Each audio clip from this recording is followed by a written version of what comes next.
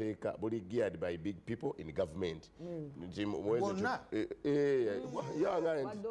agambye all robberies in these big cities are geared by big people in government ne Donald akimanyi bulungi lwakuba nti atya ndi ntoroko nagambye ali ntoroko ndi ntoroko ne bagamba ekisembayo bagaye Muhimbise George Dikasese recently Honorable Mwijuche Francis was attacked and cut in the head in Buweji by goons ne babaragana balaga bagunzi we bali police mwati ayote mwagenda yo kubakwatako abantu ababeera nga bakuuma ettaka nga bakozesebwa ab'ebitongole ebikuuma ddembe temubalaba toli kyemusobola bakola ko Muhimbise George ababbi abakola ne press conference wano naga ndi bannange tukoze press abantu bwe balabanga bino Christmas seno temwabiraga wano ababbi ne bakola press conference bagamba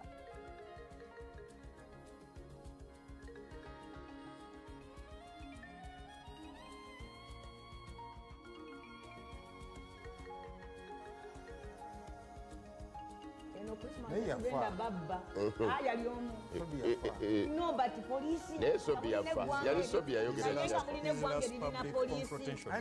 ababbi ne batuuza ne press conference bagamba leero tubasonyiyo kave wa Donald ayandikubye ademu ne kubye mwana kudde mukulu Donald abalabi ba TV eno namwe ba panelist kizibu nnyo okutuula makati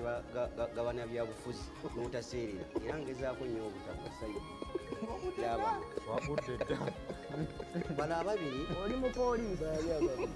ona ne Kivumbi ne Madamu Ticha bana byabufuzi era ekibasasuza kola byabufuzi nanti nawe bana byabufuzi bebakuumibwa poliisi byobufuzi muwache gwetoloza nze simanyi lwaki naye alina ennyota bana byabufuzi naye bebazi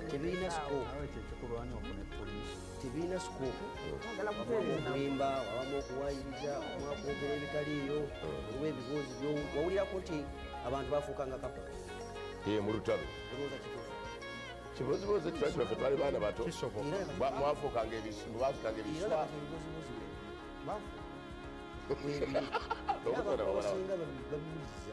nebabidisikasinga nebimalako waninde senesa ngaabantu muleke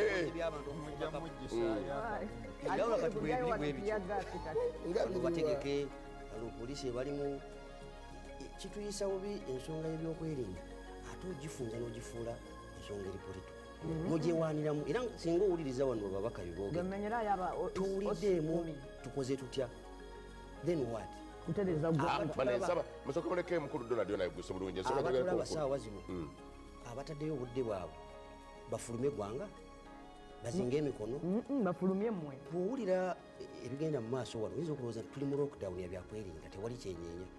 naye zamba njagala ogende Kabalagala saawa zino bentinda obe nangulabye oli bwe bakujja akatafaani olabe ekigenda mu maaso saawa zino abantu badigidda abantu bafuluma abantu bayingira abantu bagenda waka genda mu bus park baasi zifuluma zijjudde ekisolo olira juzi nalirira nakomawo kiro ensi egenda mu maaso naye onaakunyumiza n'akuwa ekifaananyi n'olowooza nti tetugenda kufuluma studio sirwa omushana oba twesanze wano tetwayingidde wabiwulidde eweero enkuba etunya insecurity mayinja jambiya sigazizo zosomye wano tulina obuzibu ekyokubiri theory ya Madamu Ticha agikyusiza nga bw'agyagala naye broken window theory eringa bw'okiwulira nti bw'ofuna akakula ku window n'otakafaako kagenda kakula saawa zino onaleba Kivumbi si mubbi sisuubira nti ekyaleeta Kivumbi obutabeera mubbi poliisi okufuna omusaala mungi oba gavumenti enungi ekitegeeza nti abaakuza Kivumbi ewaka bamukuza bulungi kulaka bagiggalawo nga bukyali naye nga tulina abantu abeesonyiwa ebintu ne babirekera poliisi omubbi w'esaawa zino abatulaba asooka kuvuma abantu ku kyalo ali amairungi nanywa enjaga n'atoloka ku ssomero n'afuuka ekizibu omuzadde gukula n'adduka ku bakulembeze n'abeera kulaale n'akola ebyo n'ebeera kulaka ennene n'aguraduatinga era yensi yole naye Madamu Ticha yagikyusiza okutuukiriza kyayagala naawe ogambye nti kaba kaatika katono ne kajja nga kazimba. Honorable Kivumbi ayogedde ku nsonga ya response. Ababbi bajja mu 86 bagenze bazimba. Nkulu nnyo. Standard international response time yandibadde 15 minutes. Standard. Okubye essimu omuntu akutuukeko naddala oli mu Kampala makuba agategeeza 15. naye nga lenga nkutegeeza nti abatulaba bwe bamulumba akubira Honorable Kivumbi essimu. So si police. Honorable Kivumbi akubira lw'omusala te poliisi gw'omanyi. Lw'omusala n'akubira brigade n'akubira IGP n'akubira RPC n'akubira DPC. So we go get to the Okujjako akubira bonna byabufuzi n'akubira omusala n'akubira brigade. okujjako ng'akulungi maama wo naye aba Bakyakulabirako. abatulaba tebaba na contacts z'abantu abali kumpi olina Ati 99 munnange yavaawo. ekuli kumpi kulabitemu Ya OC. naye waliwo abantu ababeera mu kitundu nga tatuukanga ku poliisi tebimukwata contact alina ya Honorable Kivumbi alina ya meya wa Nansana 99 mwaddiryawo. talina contact y'omupoliisi akuli kumpi Awe tulina n'empindi awo gwayinza okuba. ate nga nkukakasa nti omuntu akuli kumpi yandibadde abantu abatulaba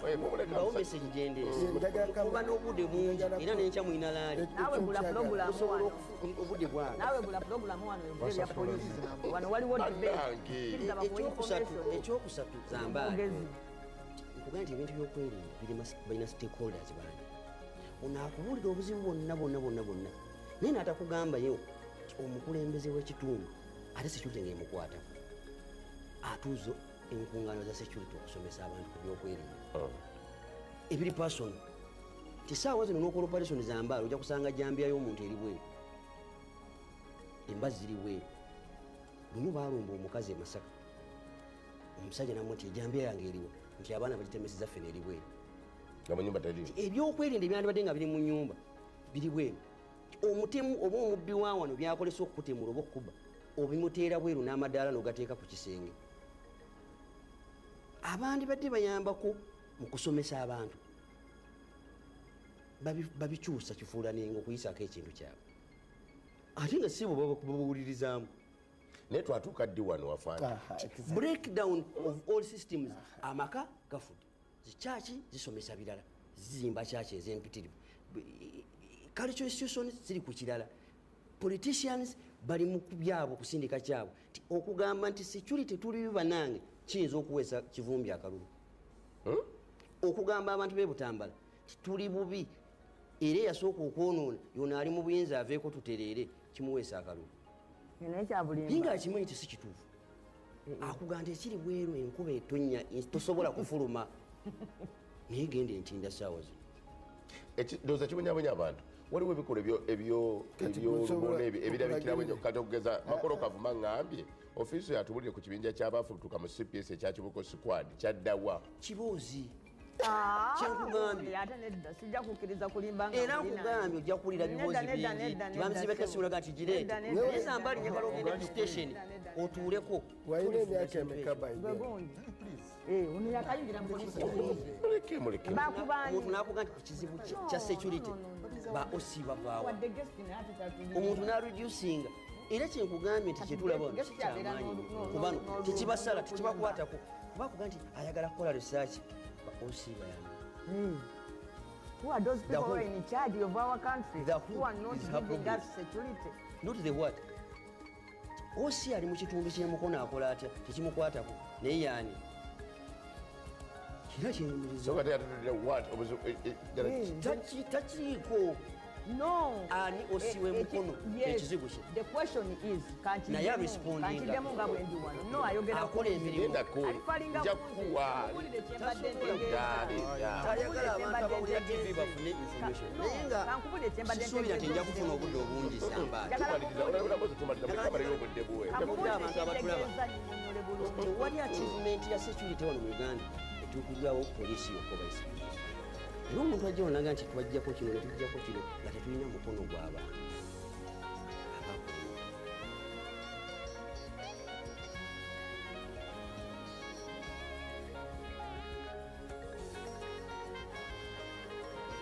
njagala kubuulira abatulaba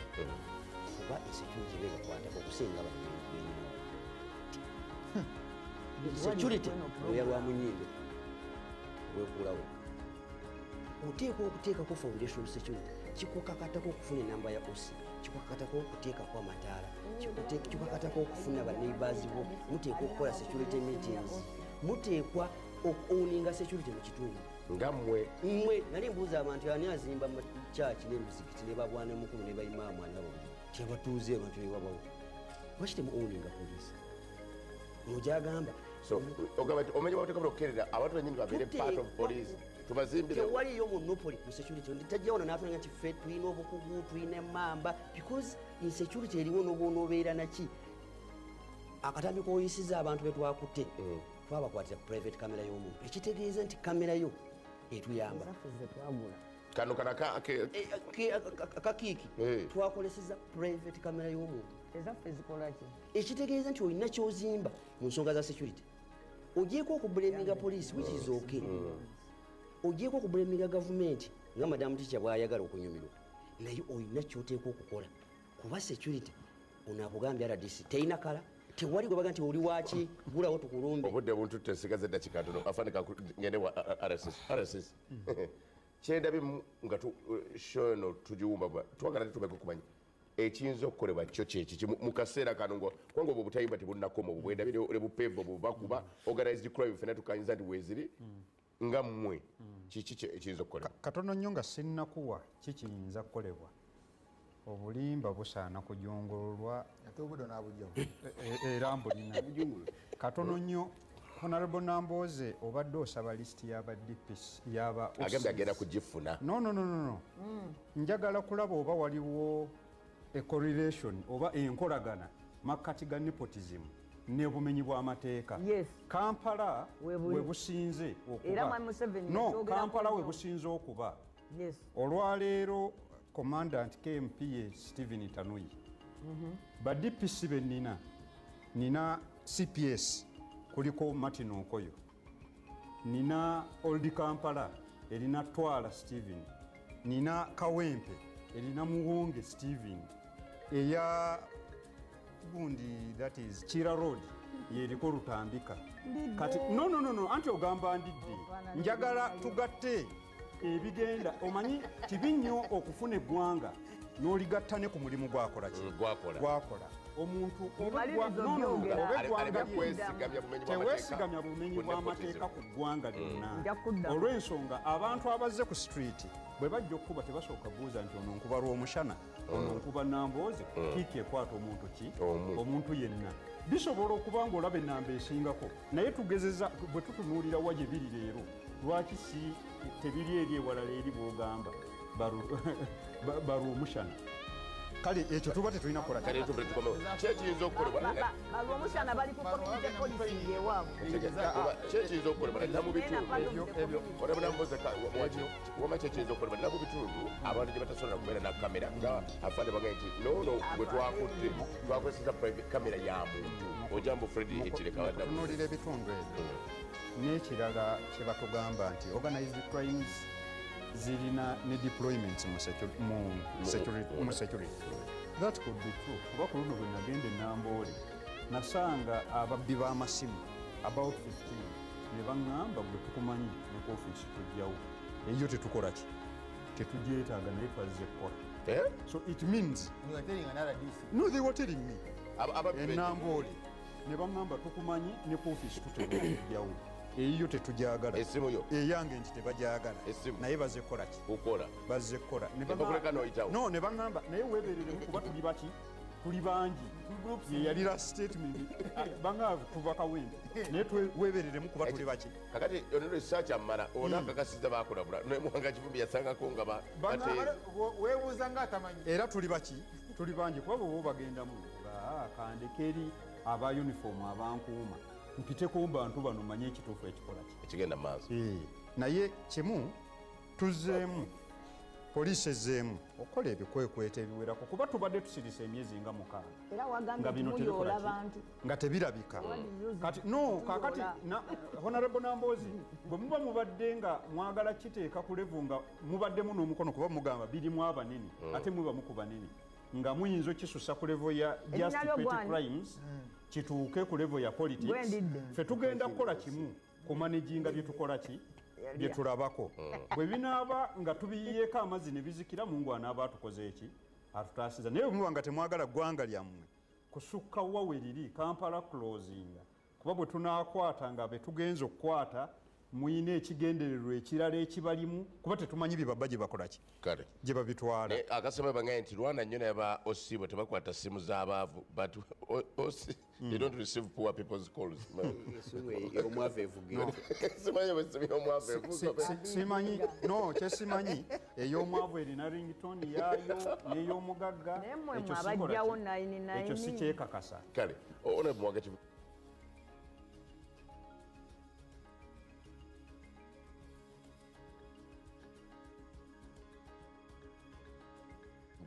akasokera ddala muganda ng'ono ebyamanya mu Uganda obyegenderezanga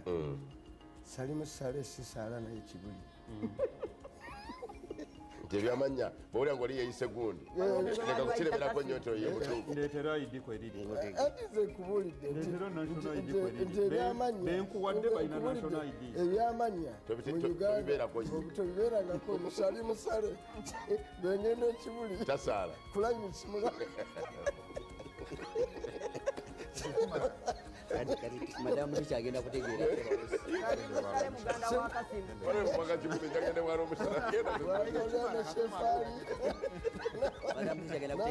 kati ebyamanya mu Uganda obyesonyiwa nonyonyola bunyonyo tubane poliisi egenda kukola bwetibwetibwe so omuto wange ebyamanya bizibu mu Uganda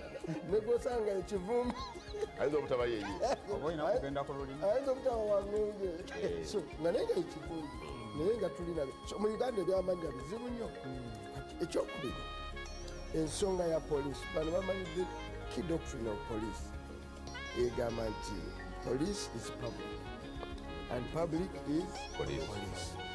ayogedde ekigambo ekikulu nti abantu bajja trust mu poliisi ebali okumpi tebagala kumanya na simu yaayo tebagala kumanya ne we bali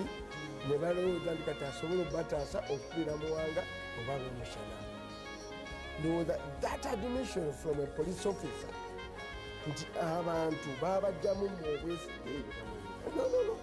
noti abantu babajjamu obwesige okyogedde nenkubulira nti abantu nebobabula nti ye polisi bagala kgenda one bati basobola yagambye nti n'okuwaba kw'emisango kwake kati question is mwaluuzinga mutya trust y'abantu ne batukanga n'abantu tebagala kumanya mumusula wemukolera wadde bawaabira emisango kyekyabaawo eyo verdict gyoyogedde ngaeva mu mwogezi wa poliisi omukulu mu ggwanga omukwanaganya waayo n'omuntu wa bulijjo nga yeyo conclusion ye omwogezi oli ono nga yaga nti nze abakwayaganya nkizudde abantu ne 99 tebagala zikuba kyenagambye nti ne 99 tebagala kumanya because you cannot respond mu record time obwetaavu bwayo ne bobeera mp abantu bwe bagamba ebizibu byabwe tulina kyobikolako bakuvaako nosigala nga nesimu yo tebakyagikuba kubanga so mmwe how did you become so irrelevant so removed okuva mu bulamu bwaki bwabannansi bino bangambugaba ebiriwo one bantu babalaba nga temuli bapoliisi nga muli babyabufuzi era basinga obalaba nze nzija mu ofiisi zammwe nosanga mu pakalasti ng'ogenze mu ofiisi ya dpc ng'ataddemu ekifaananyi ky'ebyobufuzi ataddemu ono pakalasti noga kati mu ofiisi ya dpc pakalasti akolawo bano abapoliisi basanga abaana b'ebyobufuzi ebyo lwaki temubivaamu ebyobufuzi ebyo ne babatuuza ne babagamba lwaki mukyaye muzeeyi ng'omupoliisi yakubuuza lwaki okyaye muki muzeeyi noga kati guno omulimu gwabeeranga ddi ogw'omupoliisi kati problemu yammwe tu the people look at you as politicians nammwe tebabaawula naffe era gwe tebakulaba ng'omupoliisi ali nyuto bakulowooza nti gweoli wa regime era gwe bwebalabagutaga nti bwetakulanga mupoliisi wa uganda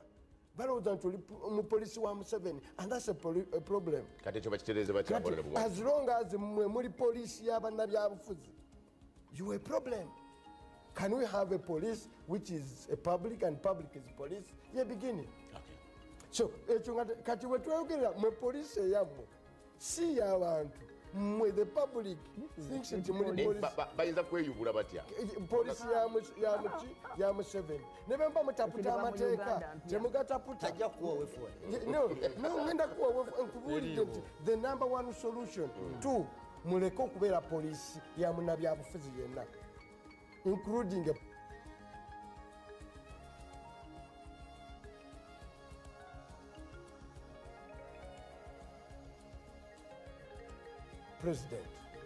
president kati omushana awanyenyeza omutwe for as long as problem weri teboloroka bwogenda enyabushozi Museveni gyaba babbe nezize kakati owanyabushozi omulalo wa Rushere owente omwagizi wa abalalo bava dda nga babba nti naye ffe twogera abantu bakuba abantu bafetayimbwa omulalo abaganda bo bayize Nente za president bazibba. yes kati omulalo wa nyabushozi wa Rushere ng'omushana bw'okola opinion n'obuuza poliisi yaani mu Uganda tojja kugamba nti yaffe. No, if we dominate, if the majority dominate, oh my God, and in Uganda, we dominate, who dominates? Does